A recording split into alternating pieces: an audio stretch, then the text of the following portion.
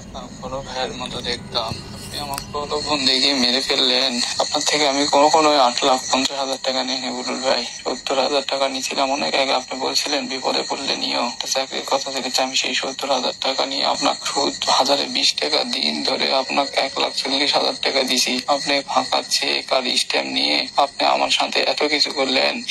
Stamp আর check রেখে আমাকে আপনি কি করছেন? 10,45,000 টাকা পাই, সব বাদ দিয়ে 8,50,000 টাকা আমি তাও দিতেছিলাম। আমি টাকা নিয়ে আসতে ডকুমেন্ট আছে, ওই আমাকে জোর পূর্বক আবার পরে স্ট্যাম্প করে নেই যে 8,50,000 তোমার থেকে আমি পাই, কিন্তু আমি 1 টাকাও নিই না ওর থেকে। আমি 8,50,000 নিয়ে করবো কি?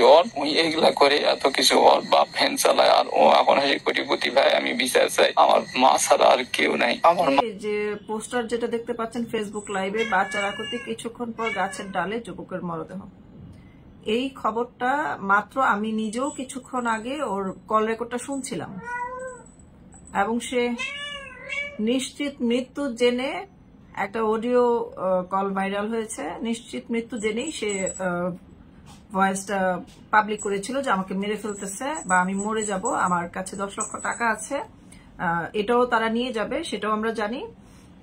এই ধরনের একটা বক্তব্য সে দিয়েছে। মাত্র কিছুক্ষণ পূর্বেই আমি তার অডিওটা শুনছিলাম আর খারাপ লাগছিল। পাশাপাশি দেখেন ঢাকা শহর জুড়ে কিরকম একটা অস্থিরতা, কয়টা বলবো। সাধারণ রিক্সাওয়ালারা যারা প্রতিবন্ধী বা শারীরিকভাবে দুর্বল, হার্টের সমস্যা বেশিরভাগ, এবং কেন আমাদের দেশের রিক্সাওয়ালারা মোটর লাগিয়ে রিক্সা চালাতে পারবে না? বিদেশের উন্নত দেশে সবাই মোটর চালিত রিক্সা চালায়, তাহলে আমাদের দেশের সমস্যা কোথায়? আমাদের দেশের যে বাস মালিকরা আছে তারা এত পরিমাণ শয়তান, ইতর বদমাইশ।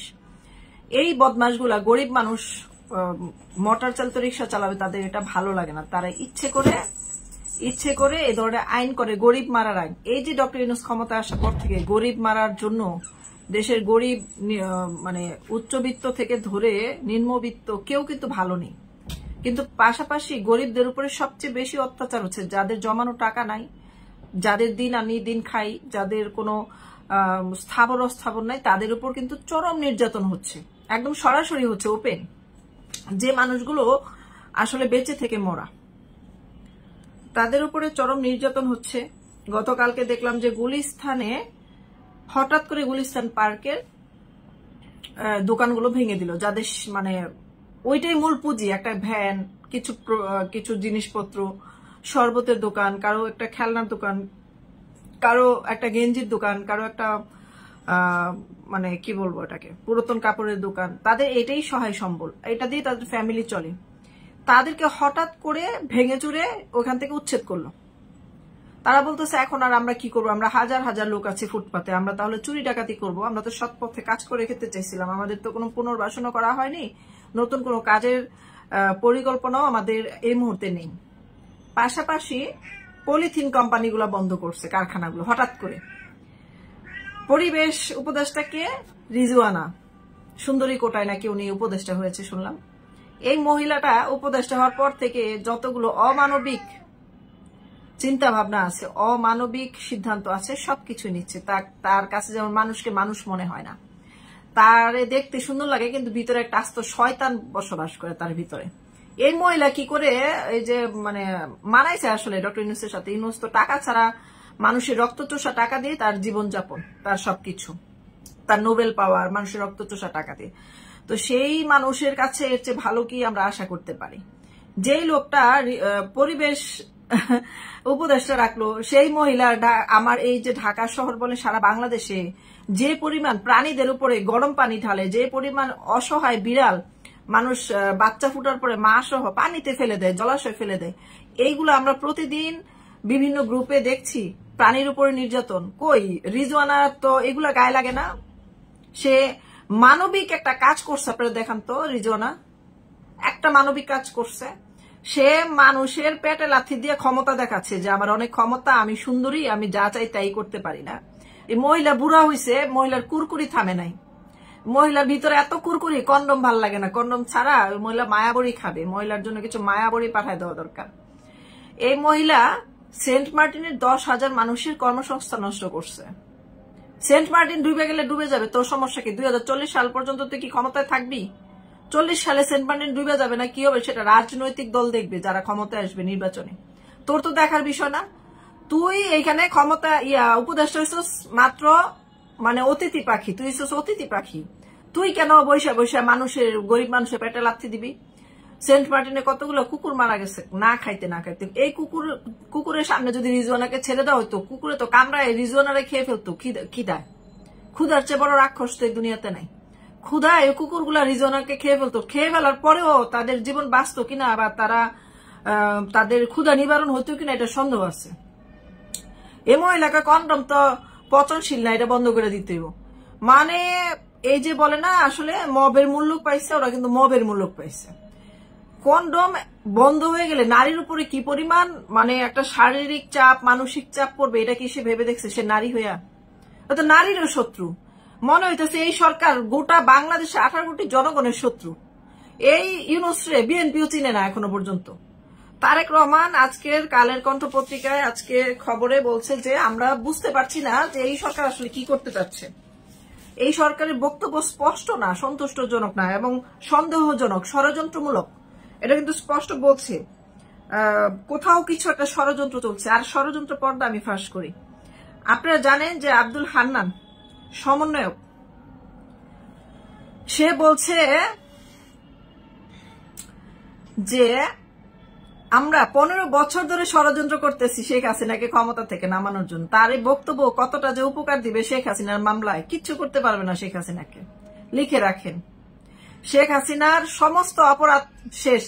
যে মামলা হয়েছে না সব ভুয়া, এই কথায় প্রমাণিত হয়ে গেছে। যে মামলাটি দিয়েছে সেই মামলাটি মানে যত 250-300 মামলা দিছে, তারপরে 15 বছর ধরে তার উপরে যত অকারেন্স মানে কি বলে এটাকে, যত অপবাদ দিয়েছে এই পর্যন্ত সমস্ত অপবাদ যে ভুয়া, এটা প্রমাণ হয়ে গেছে তার বক্তব্যে। আপনারা আব্দুল হান্নানের বক্তব্য শুনেছেন নিশ্চয়ই। সে যে বলেছে নাগরিক টেলিভিশনে যে আমাদের সমস্ত কিছু একটা ষড়যন্ত্র ছিল, কোটা আন্দোলন, আমাদের কোনো কোটা আন্দোলন ছিল না। তার মানে কি কোটা আন্দোলন ছিল না, এটা ক্ষমতায় আসার আন্দোলন ছিল। এবং 15 বছর ধরে তাকে যে কি ফ্যাসিস্ট বানানোর চেষ্টা করছে, স্বৈরাচার বানানোর চেষ্টা করছে, সমস্ত কিছুই যে আসলে পরিকল্পিত এবং এটার পিছনে একজন মাফিয়া জড়িত, এটা সমস্ত কিছু কিন্তু স্পষ্ট হয়ে গেছে এখন। একটা মামলাও টিকবে না। এবং তাকে এই ভিডিও দেখার পরে যারা ফেসিস্ট বলবে বা স্বৈরাচার বলবে, আমার মনে হয় তাদের নামে মানহানির মামলা করা বৈধ হয়ে যাবে। এবং শেখ হাসিনার নামে যে মিথ্যা মামলা দিচ্ছে এটার জন্য পাল্টা মিথ্যা মামলার জন্য মামলা করতে পারবে। এর চেয়ে বড় সাক্ষী আর হতে পারে না। এরকম অসংখ্য, একজন জানেন যে শোকস হয়ে গেছে, একজন সমন্বয় বলছে পুলিশদেরকে যদি হত্যা না করতাম আর সরকারি স্থাপনায় যদি আঘাত না করতাম তাহলে আমরা এখন সরকার পতন করতে পারতাম না। তারপরে হান্নান বলছে যে দেখেন আমরা শোনাই আপনাদেরকে। বৈষম্য বিরোধী ছাত্র আন্দোলনের মুখ্য সমন্বয়ক আব্দুল হান্নান মাসুদ কোটা সংস্কার আন্দোলনের সূত্র ধরে সরকার পতন না ঘটলে বিকল্প পরিকল্পনাও ছিল তাদের। 16 তারিখের আগে যদি সরকার দাবি মেনে নিত তাহলে হয়তো আমাদের এই আন্দোলনটা, আমাদের এই সংগ্রামটা, যে সংগ্রাম আমরা ছাত্র শক্তির ব্যানারে শুরু করেছিলাম সেই সংগ্রামটা শেষ হয়ে যেত না, সেটা তো চলমান থাকছে। এটা অন্য আরেকটা পরিকল্পনা, এটা হয়তো পরবর্তী আরেকটা সুযোগের অপেক্ষায় থাকতো। হান্নান মাসুদ জানান গত 15 বছর ধরেই সরকার পতন ঘটানোর পরিকল্পনা ছিল তাদের। 15 বছর ধরে একটি বাসায় একসঙ্গে থাকতেন তারা। আমাদের একটা প্ল্যানিং ছিল, 10-15 বছরের একটা 10-15 বছর কাজ করেছিলাম যে হচ্ছে বাংলাদেশের প্রতিটি শিক্ষা প্রতিষ্ঠানের শিক্ষার্থীরা একটা জায়গায় ঐক্যবদ্ধ হবে, ছাত্র জনতার মেলবন্ধনের জন্য কাজ করবে, ছাত্রদের অধিকার নিয়ে কথা বলবে, যেখানে রাষ্ট্রীয় যে কোনো ক্রাইসিসে তারাই প্রতিবাদ করবে, একটা বড় ধরনের মুভমেন্ট তৈরি করার জন্য। রাষ্ট্র ব্যবস্থা পুরোপুরি ঢেলে সাজাতে চান এই সমন্বয়ক। তার মতে সেই লক্ষ্য পূরণে বাধা। তারা রাজনৈতিকভাবে নতুন একটা প্ল্যাটফর্ম তৈরি করতে চেয়েছে, সেখানে বিএনপিও তাদের প্রতিপক্ষ দল হতে পারে। সম্ভবত তারা প্রকাশ করে না। বিএনপিকে সাথে রেখে শেখ হাসিনাকে ক্ষমতার থেকে নামিয়েছে, এবার তাদের টার্গেট বিএনপি হতে পারে, হোক সেটা সমস্যা না। তারা নতুন দল বা নতুন একটি পরিকল্পনা নিয়ে সরকার মানে একটা রাষ্ট্রের রাজনৈতিক মতাদর্শ কেমন হবে, ভবিষ্যৎ কেমন হবে, তরুণরা এটা চিন্তা করতেই পারে, তারা এই দেশের সন্তান। কিন্তু সেটা যদি ষড়যন্ত্র হয়, সেটা কখনো গণ অভ্যুত্থান হয় না, বিপ্লব হয় না। ষড়যন্ত্র কখনো আন্দোলন হতে পারে না। এরা বলছে যে যদি ওরা 16 তারিখে আমাদের দাবি মেনে নিত, আমাদের নতুন পরিকল্পনায় আমরা আন্দোলনে নামতাম, তাহলে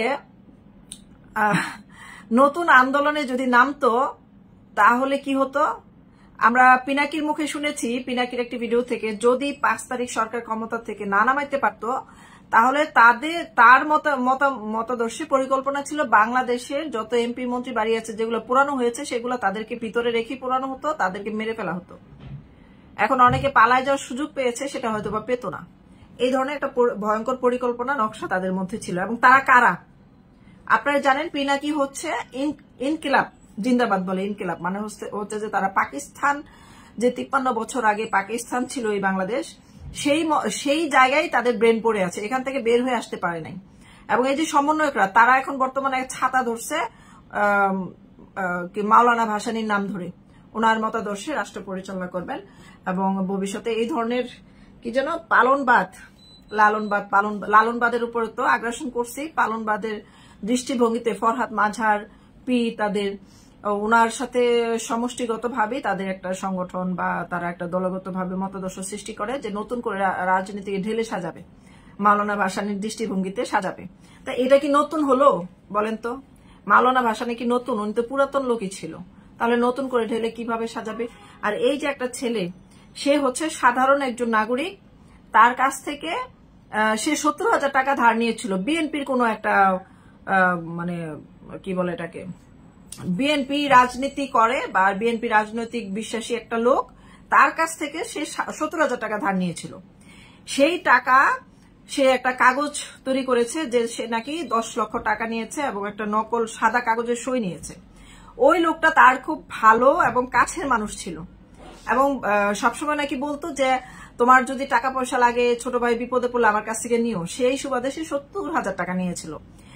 তারপরে তার কাছ থেকে বিভিন্ন কৌশলে 5 লাখ 7 লাখ একবার নিয়েছে, তার সহায় সম্পত্তি বিক্রি করে সে 7 লাখ দিয়েছে। এবারও সে 10 লাখ টাকা নিয়ে দেখা করতে যাচ্ছিল এই লোকের সাথে। তারা রাস্তায় তাকে আটকে তার এই 10 লাখ টাকা ছিনিয়ে নিতে চায় ছিনতাইকারী হিসেবে, যাতে পরে বলতে পারে যে এই টাকা তো আমরা পাই না, তোর টাকা তো ছিনতাই হয়ে গেছে, টাকা তো আমরা বুঝে পাই নাই। মানে যেটা সরাসরি সহজভাবে দেওয়ার চেষ্টা করছিল জীবন বাঁচানোর জন্য। মানে এখন যে চাঁদাবাজির সিস্টেম হয়েছে, তুই যদি এলাকায় থাকতে চাস, তোর পরিবার নিয়ে ভালো থাকতে চাস, তুই যদি মামলা খাইতে না চাস, তাহলে টাকা দে। বহু লাখ লাখ মানুষকে নিঃস্ব করে দিচ্ছে এইভাবে, তারা নাকি বিএনপি করে। তো বিএনপি যে করে, বিএনপি মির্জা ফখরুলকে সাংবাদিক জিজ্ঞেস করছিল, আপনার দলের লোকদেরকে দেখা গেছে শেখ হাসিনা সরকার পতনের পর অসংখ্য লুটপাট এবং চাঁদাবাজির অভিযোগ আসছে, তো আপনারা কি ব্যবস্থা নিয়েছেন? বলে কি আমরা তো ওদেরকে বরখাস্ত করেছি। বরখাস্ত করলে আবার তাদেরকে কিন্তু বহাল করা খুব সহজ, তারা নাকি পানিশমেন্ট দিচ্ছে। কিন্তু তারা কি এই পর্যন্ত সেই যে লুটপাটকারী বা যাদেরকে ক্ষতিগ্রস্ত করছে তাদের ক্ষতিপূরণ দিয়েছে? তাদের কি ক্ষতিপূরণ দিয়েছে? বা যাদের যেসব মানুষের জীবন নিয়ে কেড়ে নিছে, মানে হত্যা করছে মব কিলিং করে বা গুপ্ত হামলা করে এবং নৃশংসভাবে নির্যাতন করে যাদের জীবন কেড়ে নিছে, তাদের কি কোনো ক্ষতিপূরণ দেওয়া হয়েছে? যদি না হয়ে থাকে তাহলে কিভাবে তিনি পানিশমেন্ট নিলেন? এবং এই ছেলেটা যখন একটা অডিও কাউকে পাঠিয়েছে, সেই অডিওটা ভাইরাল হয়েছে, দেন ও বলছে যে আমাকে মেরে ফেললেন, মানে সে নিশ্চিত মৃত্যু মুখে ছিল। এবং তাকে দৌড়ানি দেওয়ার পর সে একটা জায়গায় লুকিয়ে তারপর সে ভয়েস কলটা দেওয়ার পরে তাকে সে বলছিল যে আমি নিশ্চিত মারা যাব, পারলে কেউ আমাকে বাঁচান, আমাকে মেরে ফেলবে। আর ওই লোকটার প্রতিও সে একটা ভয়েস মেসেজ দিচ্ছে যে ভাই আমি আপনার কি ক্ষতি করছিলাম, আমি তো আপনার থেকে 70,000 টাকা নিয়েছিলাম, আর আপনি আমাকে সবসময় বলতেন যে ভাই টাকা লাগলে টাকা নিও, কোনো লজ্জা পাইও না। তারপর আমি নিলাম, এরপরে আপনি 7 লাখ নিলেন, তারপর আবার 10 লাখ আমার কাছ থেকে চিনে নেওয়ার চেষ্টা করলেন। তাহলে আমি কতবার টাকা দিব 70,000 নিয়ে? আপনি কেন আমার সাথে দুশ্মনী করতেছেন? আমার সাথে তো আপনার কোনো দুশ্মনী ছিল না, আপনি তো আমার কাছের মানুষ ছিলেন। এই হলো ঘটনা। এখন বলেন যে মানুষ, এই যে বর্তমান সরকার হায়নাদেরকে ছেড়ে দিছে বিভিন্ন জায়গায়, কালকেও দেখলাম যে অনেকগুলো জঙ্গি আসামিকে ছেড়ে দেওয়া হয়েছে এবং কুষ্টিয়াতে নাকি প্রায় 300-র উপরে জঙ্গি জেলখানা থেকে পালিয়েছে। সেটা কিন্তু খবরে আসেনি, কিন্তু ওইখানকার স্থানীয় লোকজন বলা বলি করছে যে এরকম ঘটনা ঘটেছে। তো এই যে হায়না ছেড়ে দিলেন, এর মধ্যে আমাদেরকে বাঁচার কথা বলতেছেন যে বাঁচো, কিভাবে বাঁচবো আমরা হেসে খেলে? আপনি একটা বক্তব্যে ডক্টর ইউনূস বলছে যে আপনারা হেসে খেলে বাঁচছেন, আনন্দ করেন। এটা নিয়ে আবার অনেকে প্রতিবাদও করেছে, রাজনৈতিক মতাদর্শে যারা তারা প্রতিবাদও করেছে যে আপনি এরকম নির্লজ্জের মতো কথা কিভাবে বলেন যে আমরা হেসে খেলে বাঁচবো। আপনি এখনো পর্যন্ত আইন শৃঙ্খলা নিয়ন্ত্রণ করতে পারলেন না, মানুষের জীবনের নিরাপত্তা দিতে পারলেন না, আপনার কারণে মানুষ রাতে ঘুমাইতে পারে না, আপনার কারণে মানুষ এখন বাজার করে খেতে পারে না, লক্ষ লক্ষ কোটি কোটি মানুষের কর্মসংস্থান নষ্ট করে দিয়েছে এই রিজওয়ানা আর হচ্ছে এই ডক্টর ইউনূস মিলে। নারায়ণগঞ্জে যে মেঘনা গ্রুপের টিস্যু কোম্পানিতে টিস্যু ফ্যাক্টরিতে আগুন লেগেছে জানেন, এত ভয়াবহ অগ্নিকাণ্ড আপনারা দেখেছেন গাজী টায়ারও হয়েছে, সেই পাশাপাশি যে টিস্যু কোম্পানিতে টিস্যু ফ্যাক্টরিতে হচ্ছে বিল্ডিংটা না পুরে মানে গুড়া গুড়া হয়ে নিচে পড়ছে, গুড়া গুড়া হয়ে ভয়ঙ্কর একটা দৃশ্য। সেখানে 300-র উপরে লোকজন ছিল, কর্মচারী, তারা মারা গেছে, তাদের লাশটাও বোধ হয় কেউ চিহ্নিত করতে পারবে না, এরকম হয়েছে। এগুলা কিন্তু খবরে কেউ প্রকাশ করতে ভয় পায়। এত বড় একটা ফ্যাক্টরি, ভিতরে লোক থাকবে না তা তো হতে পারে না। আর এটি যে পরিকল্পিত একটি অগ্নিকাণ্ড এটাও কিন্তু বোঝা গেছে। এই যে বাংলাদেশটাকে একটা মানে ভয়ঙ্কর হায়নার ঘর বানানো হলো, এখানে তো বাইরের কেউ কখনো ব্যবসা করতে আসবে না, অর্থনৈতিক ভাবে যে পঙ্গু করে দেওয়া হচ্ছে, এখানে কেউ ব্যবসা করতে আর আসবে না বিদেশিরা, এখানের মানুষগুলাকে বিদেশে কেউ নিতে চাইবে না, বলবে এরা আতঙ্কবাদী, এরা সন্ত্রাসী। সব দিক থেকে যে অন্ধকার একটা জগতে আমাদেরকে নিয়ে যাওয়া হচ্ছে, আমাদের এই বাংলাদেশের ভবিষ্যৎ কি? এই ডক্টর ইউনূস তো অতিথি পাখি, কদিন পরে থাকবে না, তাহলে ওনার কারণে আমরা কেন সাফারার হব সারা জীবনের জন্য? আমাদের সন্তানদের ভবিষ্যৎ কেন নষ্ট হবে?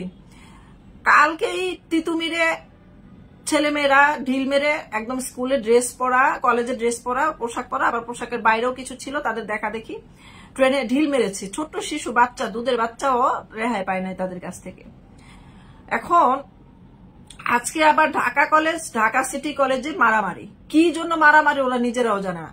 এক বাক্য ধরাই দিছে, তরুণরাই দেশ চালাবে, তরুণরাই সবকিছু করবে। তরুণদের মাথার ভিতরে নাই গিলো, তাদের ভিতরে ঢুকাই দিছে তারা নেতৃত্ব করবে। আর এই থিওরিটা কিন্তু আব্দুল হান্নানও বলেছে যে আমরা তরুণদেরকে কিভাবে দাবিত করব বা আন্দোলনে সংযুক্ত করবো, সেটা নিয়ে আমরা কাজ করেছি 15 বছর। তাহলে এই যে গণহত্যার নামে শেখ হাসিনার নামে মামলা, এই মামলা তো টিকবেই না। তাদের অপরাধ কুকর্মের সমস্ত স্বীকারোক্তি তারাই দিয়ে যাচ্ছে। এবং বর্তমানে হাসনাত আব্দুল্লাহ আতঙ্কে ভুগতেছে যে তাদের যদি ডক্টর ইউনূস যে বললেন আওয়ামী লীগ যদি মানে নির্বাচনে আসতে চায়, বিএনপিও যদি চায় তাদের সঙ্গে নির্বাচন করবে, তাহলে আমার আর কিছু বলার নাই। তাহলে সেখানে ওনার একটা সম্মতির লক্ষণ দেখা গেছে। কিন্তু এর আগে মনে হয় আওয়ামী লীগের নেতাকর্মীদেরকে শেষ করে দিবে, যেভাবে শেষ করতেছে সেভাবে হয় ফাঁসিতে দিবে, না হয় যারা এই যে মব কিলিং এর মাধ্যমে মারছে, তুলে নিয়ে মারছে, নেতৃত্ব দেওয়ার মতো কাউকে রাখবে না। তাহলে আওয়ামী লীগ নির্বাচন করলেই কি আর না করলে কি, এই হিসাবে হয়তোবা তিনি এই বক্তব্যটা দিয়েছেন যে এদের তো মাথায় থাকবে না, তাহলে এরা নির্বাচন আসে সমস্যা কি। আরেকদিকে হাসনাত আব্দুল্লাহ ভয় পাচ্ছে যে আমরা তো অলরেডি শহীদ, তারা যদি নির্বাচনে আসে বা কোনো প্রকারের জয়যুক্ত, আমরা তো অলরেডি শহীদ। তাহলে সমন্বয়করা এখন পর্যন্ত কার জন্য জীবন দিল, কার জন্য আন্দোলন করলো, এগুলো হয়তোবা তারা হিসাব মিলাতে পারছে না বা ভবিষ্যতে হিসাব মিলাতে পারবে না। তাদের কারণ হচ্ছে তাদের কোন রাজনৈতিক মানে ফাউন্ডেশন এত পাকাপোক্তা না। তারা প্রথম দর্শনেই মুক্তিযোদ্ধার চেতনাকে আঘাত করেছে এবং মুক্তিযোদ্ধাদেরকে অপমান করেছে। মানে হচ্ছে বাংলাদেশের মূল ভিত্তি কিন্তু ৭১-এর চেতনা। সেই ৭১-এর চেতনা এবং ফাউন্ডেশন যদি ভেঙে দেওয়া যায়, তাহলে তারা আবার ৫৩ বছর পূর্বে ফিরে যাওয়ার জন্য চেষ্টা করবে এবং করছে। সেই আমরা জানি প্রকৃতির নিয়মে পৃথিবী সামনে এগিয়ে চলে এবং প্রতিটা রাষ্ট্র সামনের দিকে এগিয়ে চলার চেষ্টা করে, মানে হচ্ছে সময়ের সাথে তাল মিলিয়ে চলার চেষ্টা করে এবং সামনের দিকে এগিয়ে যায়, ভবিষ্যতের দিকে। কিন্তু ওরা প্রকৃতির বিরুদ্ধে যে বাংলাদেশকে পিছিয়ে নেওয়ার চেষ্টা করছে, যেটা প্রকৃতি বিরোধী কাজ, এবং এটার ফলাফল আমরা এখন স্বচক্ষে দেখতে পাচ্ছি। এখন সবাই মনে করছে আমরা যা চাইবো তাই হবে। আজকে যে রিক্সাওয়ালাদেরকে, আমি তো মনে করি 100 রিক্সাওয়ালাদেরকে মোটর গাড়ি দেওয়া উচিত, মোটরের রিক্সা। কারণ হচ্ছে তাদের মাথার ঘাম পায়ে ফেলে এত কষ্ট করে কেন রিক্সা চালাবে? ওরা যে আমাদেরকে এক জায়গা থেকে আরেক জায়গায় নিয়ে যায়, রিক্সা না পেলে আমরা দাঁড়ায় থাকি, যাইতে চাই না, কাহিল লাগে, টায়ার লাগে, অথচ আমাদের শক্তি খরচ করতে চায় না। কিন্তু তারা কত কষ্ট করে মাথার ঘাম পায়ে ফেলে, তাদের টাকা হচ্ছে 100 না 1000 বা হালাল। সেই মানুষগুলো মোটরে কেন চালায়? এই বাস মালিক শয়তানগুলা, বদমাশগুলা তাদের বাসে যেন ঠাসাঠাসি করে গেদাগেদি করে প্যাসেঞ্জার তুলতে পারে আর ফাঁকে ফাঁকে চুরি ছিনতাই করতে পারে। তাদের লোকজন দিয়ে চুরি ছিনতাই করে ভিড়ের মধ্যে। এখন ভিড় করতে পারতেছে না, মেট্রো রেল চালু হয়ে গেছে, তারপরে হচ্ছে নিচে দিয়ে গেলে ভিড় করতে পারতেছে না। যারা ভদ্রলোক ঠাসাঠাসি পছন্দ করে না, তারা মোটর চালিত রিক্সায় উঠে চলে যাচ্ছে। এইটা তাদের ভাল লাগছে না। অকারণে বিনা দোষে এই যে মোটর চালিত রিক্সা বন্ধ করার জন্য বারবার আঘাত আসে, এটা সবচেয়ে নিন্দনীয় কাজ। হঠাৎ করে পলিথিন বন্ধ করেছে। বাসায় মাছ কিনলাম, মাছের এই যে মাছ বাজার থেকে আপনার ভেজা পণ্য কিভাবে নিয়ে আসবেন? পেপারের পোটলার মধ্যে দিলে ভিতরে কি আছে এটা কি বোঝা যাবে? বোঝা যায়? বা ফ্রিজে রাখার পরে খুলে রান্না করার সময় কি দেখা যায় এটা কি আছে? পলিথিন অবশ্যই বন্ধ করা উচিত, কিন্তু তাদেরকে তো আগে একটা বিকল্প কাজ দিতে হবে এবং পচনশীল একটা পলিথিন বিকল্প বের করতে হবে। কিছু কাজ আছে পলিথিন ছাড়া সম্ভবই না। যেমন আমরা এই যে মানে আলগা গুড় কিনি, গুড় কি আপনার কাগজের পোটলায় সম্ভব? এর তো ভিজে যাবে। তেলও কেনা হয় অনেক সময় পলিথিনে করে, যেটা হয়তো বা প্লাস্টিকের বোতল ব্যবহার করতে হবে। তো প্লাস্টিক ব্যবহার তো পলিথিনের চেয়ে খারাপ। আমাদের উচিত যেখানে পলিথিন ব্যবহার হচ্ছে সেই পলিথিন গুলো যারা আমরা ফেলে দিচ্ছি সেইগুলোকে রিপেয়ারিং করে যেন অন্য একটা কাজে ব্যবহার উপযোগী করা যায় সেই ব্যবস্থা করে। সেটা না করে কি করলাম, হঠাৎ করে সবকিছু স্টপ করে দিলাম। এটা তো মূর্খতার পরিচয়। এটা কোনো জ্ঞানী মানুষের কাজ হতে পারে না। সারা বাংলাদেশে ঢাকা শহরে এত সমস্যা রেখে এই রিজওয়ানা শয়তান মহিলা কন্ডম উপদেষ্টা সেন্ট মার্টিন নিয়ে টানাটানি করে। এই মহিলার উদ্দেশ্য কি আপনারা এখনো বুঝেন না? এই মহিলার উদ্দেশ্য এখনো বুঝেন না? মোটা অঙ্কের টাকা খাইছে, এখন তো এটা বাস্তবায়ন করতে হবে। এই মহিলা যেন দেশ ছেড়ে পালাতে না পারে। আর এই যে স্বাস্থ্য উপদেষ্টা যিনি আহত নিহতদের দেখতে যাচ্ছে না, তরুণদের প্রতি আমার মানে অনুরোধ থাকবে, স্বাস্থ্য উপদেষ্টা যে এতদিন দায়িত্ব নিয়ে দায়িত্বের অবহেলা করেছে, এটা হচ্ছে কোরআনের মানে মানুষ যেমন কোরআনকে অনেক বেশি মূল্যায়ন করে, সর্বোচ্চ জায়গা রাখে, রাষ্ট্রটাও কিন্তু অনেকটা কাছাকাছি গুরুত্ব, আরো বেশি প্রতিটা মানুষের বিশ্বাসের গুরুত্ব। সেই জায়গা থেকে স্বাস্থ্য উপদেষ্টা আজ পর্যন্ত আহতদের নিহতদের সঠিক চিকিৎসার ব্যবস্থা করে নাই এবং তাদেরকে অবহেলা করতেছে। তার এটা ব্যর্থতা হচ্ছে, তার কর্মদক্ষতার ব্যর্থতা। সে তো রাজনীতির লোক না, সে তো বুঝেই না কিভাবে কি করবে। তো এই মহিলার স্বাস্থ্য উপদেষ্টা এবং হচ্ছে পরিবেশ উপদেষ্টা, এই দুজনকে এই উপদেষ্টা পরিষদ থেকে টেনে হিচড়ে রাস্তায় নামাইতে হবে এবং তার পদত্যাগ করাইতে হবে। বর্তমানে যারা সমন্বয়করা তাকে বসাইছে তাদেরই উচিত তাদের দুইজনকে টেনে হিচড়ে এখান থেকে নামিয়ে দেওয়া। যেরকম করে শেখ হাসিনাকে নামাইছো সেইভাবে তাদেরকেও নামাও। আর যদি ডক্টর ইউনূসকেও নামাইতে হয় তাও নামাও। কারণ হচ্ছে ডক্টর ইউনূস সমন্বয়কদেরও না, এই দেশে মানুষের জনগণেরও না। যারা স্বপ্ন দেখতেছে যে সে বাংলাদেশের মানুষের স্বপ্ন পূরণ করবে, একদমই মিথ্যা কথা। এতদিন এই যে তার 100 দিন পূরণ হওয়ার সাথে সে যে সফলতা ব্যর্থতার গল্প শোনাইছে সবকিছু মিথ্যা বানোয়াট গল্প শোনাইছে সে।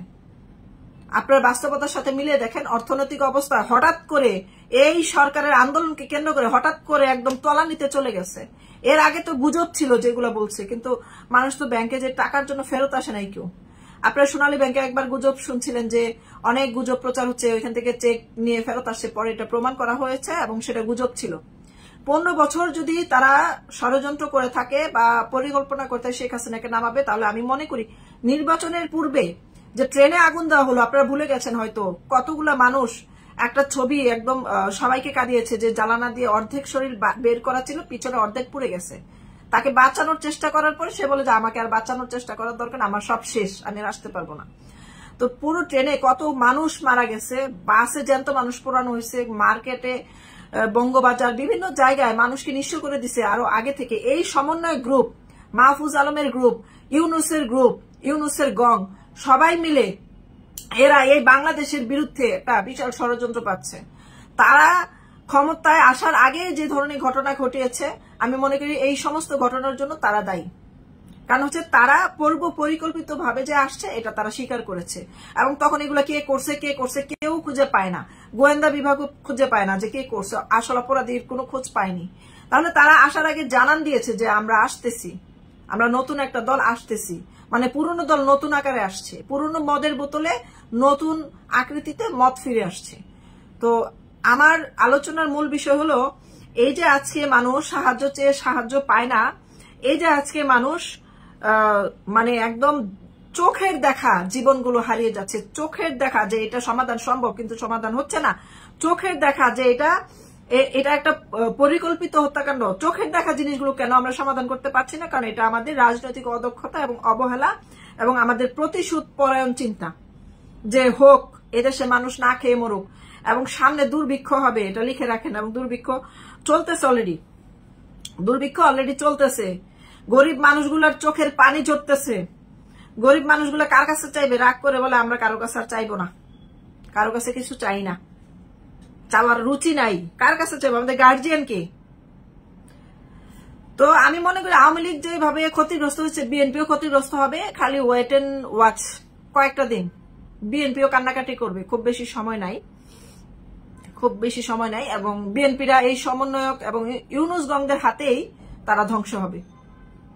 এবং যারা জেনে শুনে নিজের দেশটাকে একটা পরদেশী মানে পরদেশী প্রেমিক বলা যায়, পরদেশী প্রেমিকের হাতে তুলে দিছে। এবং ট্রাম্প ক্ষমতা হাতে নেওয়ার আগ পর্যন্ত যত দিন পারে, মানে আগ পর্যন্ত বাইডেন যে কয়েকদিন আছে, এই কয়েকটা দিন, এই কয়েকটা মুহূর্ত অত্যন্ত গুরুত্বপূর্ণ এবং ভয়ঙ্কর। বাইডেন যে কয়েকদিন আছে, এই শয়তান বুড়া, আস্তা শয়তান বুড়া যে কয়েকদিন আছে ক্ষমতায়, সে একটা ধ্বংসলীলা চালায় যাবে তার নামার আগে। ওইদিকে গিয়ে দেখেন রাশিয়া ইউক্রেনের সাথে একটা তৃতীয় বিশ্বযুদ্ধ লাগানোর পায়তারা করতেছে শয়তান বুড়ায়।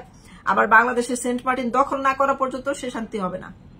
মিথু মিলার যে দপ্তরে বসে, সেখানে বাংলাদেশের সাংবাদিকরা বসে। তারা বলছে যে আমাদের বাংলাদেশের যে ঘটনাগুলো ঘটছে, আপনি কি ডক্টর ইউনূসের সাথে কি আপনাদের যোগাযোগ আছে? আপনার কি তার সাথে কথা বলেছেন? এই ধরনের বিচারহীনতায় ভুগছে বাংলাদেশের মানুষ। সে কি বলছে জানেন? সে বলছে আমি কিছুটা জানি আর বাকিটা জানার চেষ্টা করব, এবং ডক্টর ইউনূসের সাথে আমাদের যোগাযোগ হয় কিনা সেই বিষয়ে এখন প্রকাশ্যে বলা যাবে না। তার মানে গোপনে অনেক কিছু চলতেছে, অনেক কিছুর জন্য অপেক্ষা করতে হবে। তো ধন্যবাদ সবাইকে, অসংখ্য ধন্যবাদ। লাইভটি শেয়ার করে দিন।